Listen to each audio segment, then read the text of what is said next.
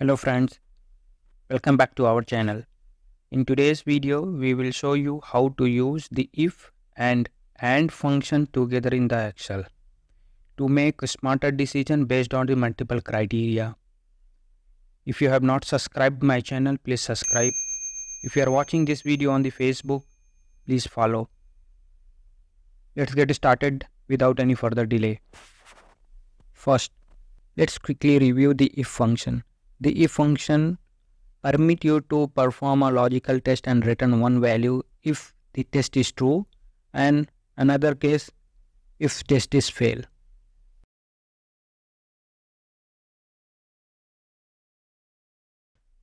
Second, AND function. It checks whether multiple conditions are true. It returns true if all conditions are met. Now, let's combine these two functions by using the AND function inside an if statement.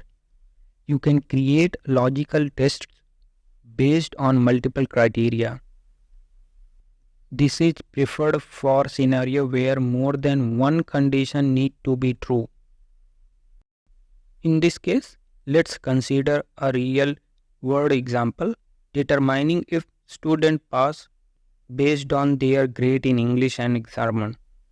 Now let's write our formula is equal to if and C11 greater than is equal to 35.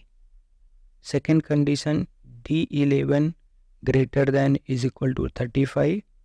If these two conditions are true, then student should pass. So the first is pass. If condition is not met, then should be failed.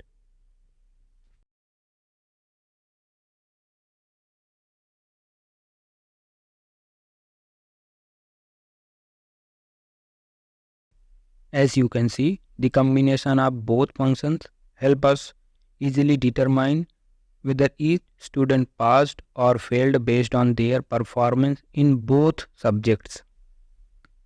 That's all for today's tutorial. With the if function combination, you can streamline your Excel work and make smarter decisions with your data.